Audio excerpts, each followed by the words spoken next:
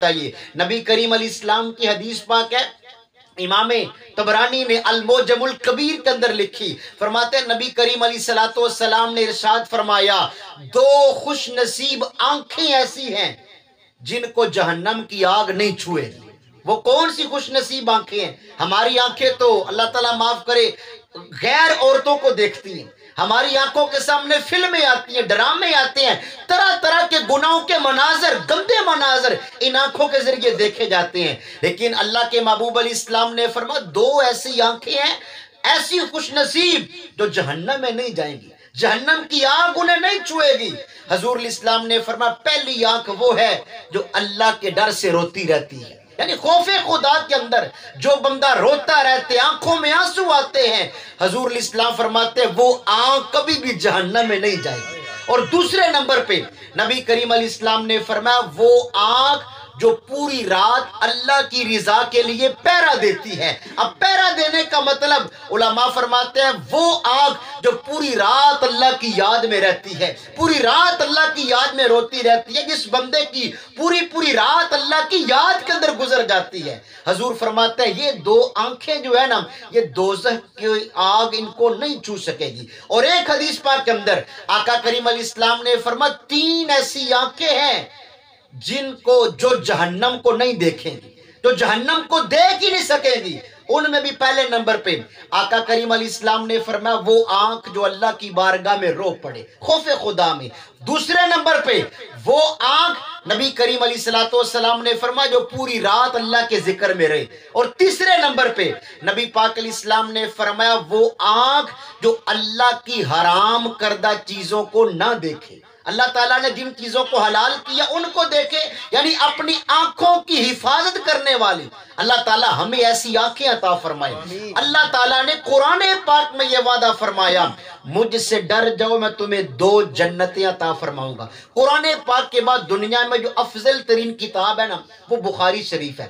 امام بخاری رحمت اللہ تعالیٰ علیہ نے اپنی کتاب کے اندر آقا کریم علیہ السلام کی ایک بڑی پیاری حدیث پاک لکھی، اور مزے کی بات یہ وہ حدیث پاک ہے سنا حضور رہے ہیں سننے والے صحابہ کرام۔ آقا کریم علیہ السلام نے فرمایا کیا میرے صحابہ، قوم بنی اسرائیل میں ایک ایسا نوجوان رہتا تھا، ایسا شخص رہتا تھا جس کی ساری زندگی گناہوں کے اندر گزر گئی، کوئی نیکی والا کام نہیں کیا، اللہ تعالیٰ کی رضا والا کوئی کام نہیں۔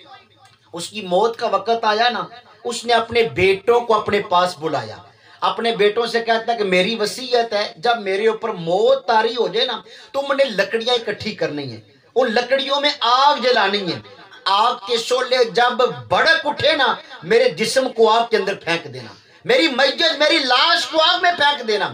باپ کا انتقال ہوا، واقعہ کون سنا رہے ہیں؟ امام الانبیاء، سننے والے میرے آقا کے صحابہ۔ حضور فرماتے ہیں اس نوجوان کا انتقال ہوا، اس کے بیٹوں نے کیا کیا؟ باپ کی وصیت پہ عمل کیا، لکڑیاں اکٹھی کی، ان میں آگ جلائی، جب آگ کے شعلے بڑک اٹھے اپنے باپ کو آگ کی نظر کر دیا، آگ کے حوالے کر دیا۔ ان اللہ علی کل شیء قدیر، اللہ تعالیٰ ہر شے پہ قادر ہے۔ انہ علیم بذات الصدور، وہ مالک کریم تو دلوں کے رازوں سے باخبر ہے۔ جب وہ بالکل خاک بن گیا، جسم جل گیا، اللہ تبارک و تعالیٰ نے اس مٹی اور خاک کو حکم دیا دوبارہ انسان بن کے کھڑی ہو جا۔ اب وہ بندہ دوبارہ جب کھڑا ہو گیا انسان بن کے، اللہ تبارک و تعالیٰ نے فرمایا اے میرے بندے بتا تو نے مرنے سے پہلے اپنی اولاد کو وصیت کیوں کی کہ میری لاش کو آگ کی نظر کرنا، میرے جسم کو جلا دینا۔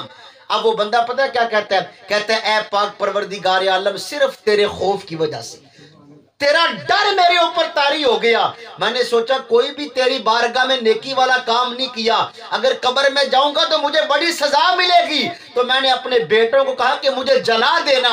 اللہ تبارک و تعالیٰ نے فرمایا ہم نے اپنے بندوں سے یہ وعدہ کیا ہے جو ہم سے ڈر جاتے ہیں ہم اس کی بخشش فرما دیتے ہیں۔ یہ اللہ تبارک و تعالیٰ کی بارگاہ میں ڈر کا مقام ہے۔ ہم اپنے اوپر غور کریں کہ ہم کتنا اللہ کی بارگاہ میں خوف خدا میں رکھتے ہیں، خوف خدا کی کیفیت ہماری کیسی ہے؟ ہمارے آنسو کبھی اللہ کی یاد میں گرے ہیں؟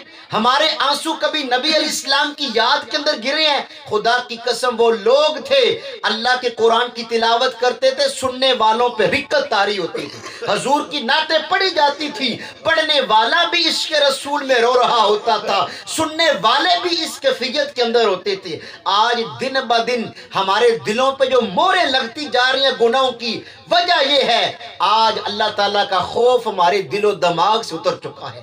نبی علیہ السلام کی ایک اور حدیث پاک بخاری شریف کے اندر موجود ہے، آقا کریم علیہ السلام نے فرمایا جب قیامت کا دن ہوگا اللہ تعالیٰ کے عرش کے سائے کی علاوہ کوئی سایہ نہیں ہوگا، لیکن میری امت کے 7 ایسے خوش نصیب ہیں جنہیں اللہ تبارک و تعالیٰ اپنے عرش کا سایہ نصیب فرمائے گا۔ کون سے وہ خوش نصیب ہیں؟ آقا کریم علیہ السلام نے پہلے نمبر پہ فرمایا، حضور فرماتے ہیں امام عادل، عدل اور انصاف کرنے والا حکمران۔ جو عدل و انصاف کرنے والا رہنما ہے نا، اب اس حدیث کی شرح کے اندر علماء نے لکھا کہ یہاں صرف وقت کا بادشاہ مراد نہیں، وہ باپ بھی یہاں مراد ہے جو اپنی اولاد کی تربیت اچھی نہیں کرتا، وہ رہنما، وہ استاد، وہ پیر، وہ مرشد، ہر بندہ اپنے ماتحتوں کے ساتھ عدل کرنے والا ہو، انصاف سے کام لینے والا ہو۔ آقا کریم علیہ السلام نے فرمایا امام عادل، اور اگر تاریخ کو اٹھا کے دیکھیں تو کتنے ایسے واقعات ملتے ہیں کہ زبان کے سچ نے، زبان کی انصاف پسندی نے لوگوں کی تقدیروں کو بدل دیا۔ آج بے انصافی قائم ہو چکی ہے جس کی وجہ سے زوال مسلمانوں کا مقدر بنتا جا رہا ہے۔